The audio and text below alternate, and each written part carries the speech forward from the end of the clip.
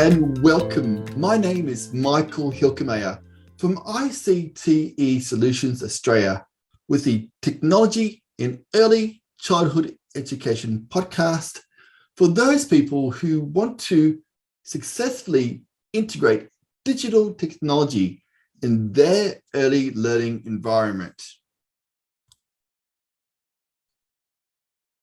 In this section, I'm going to discuss how you can begin to develop child autonomy in the use of ICT. ICT capability requires the development of higher order knowledge and processes, not just the practicing of skills and techniques. So it is imperative that you focus your teaching efforts on the higher order skills of students. The ramifications of you not doing so will mean that there is a danger that context-based technological skills will become the sole focus of teaching activities. For example, common generic software suitable for developing ICT capability, such as spreadsheets in mathematics and numeracy lessons, and word processing software used in English literacy lessons may fail to make a link between the use of technology and their subject aims. In fact, it is unlikely that either subject knowledge or ICT capability would develop in such a context. It is the higher order skills that are important to success, and metacognitive knowledge is paramount. To develop autonomous users of ICT involves giving them the right knowledge they need in order to select the appropriate tools and resources for the solution. Students need to recognize when the use of ICT might be appropriate or effective. A good example of how to develop autonomous learners would be to discuss with students the different software available. It doesn't mean to go into great detail, but share with them what they are mostly used for, and then go further and explore various key features of them and question students as where and why these features will be used. Later on in primary education, students would love to show the creative side, and if given the chance, they would choose a particular software that they would think will demonstrate their creativity the most. For example, if you ask to write a report on something, some may choose PowerPoint over MS Word.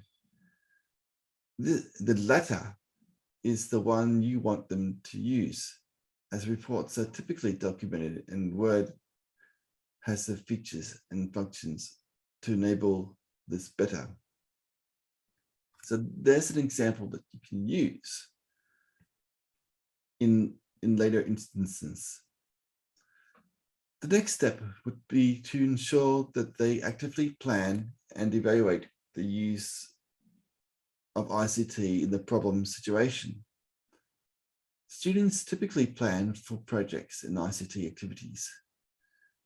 Ask students or children to evaluate their use of ICT at the end of the project. And this can be altered for use in the early childhood learning setting as well. And remember that reflection is a key part of learning as well in terms of ICT capability. Teacher intervention will help students to articulate their thoughts about the opportunities, processes, and strategies which they have experienced. This could be in the form of verbal, written, or email, and must be interactive. Students should consolidate their thoughts in the end through reflective formally on their ICT learning. If we encourage students to reflect on the use of techniques across contexts and situations, they are more likely to generate principles, ideas, and strategies that are widely applicable. In terms of processes, the particular techniques and their sequence are not fully determined by the goal, and the user needs an understanding of both the goal and the tools available in order to make appropriate choices. Sometimes the choice made will not produce the desired effect, and a different technique will be tried. Reflection on this mistake will lead to learning, which improves the user's ability to make an appropriate choice in the future. Concepts are developed through verbalizations of activities and by reflection on experiences, particularly experiences which is carefully structured. As a teacher, it is important that you model the decision process to students. If you model the techniques of strategic planning by thinking out loud in front of the students, you will demonstrate to them the questions that might arise during the process. Secondly, give students the responsibility of planning a task and coach them by asking focusing questions at intervals to guide them towards a viable plan. Finally, involve the students socially in planning, monitoring, evaluating, and reflecting through whole class teaching.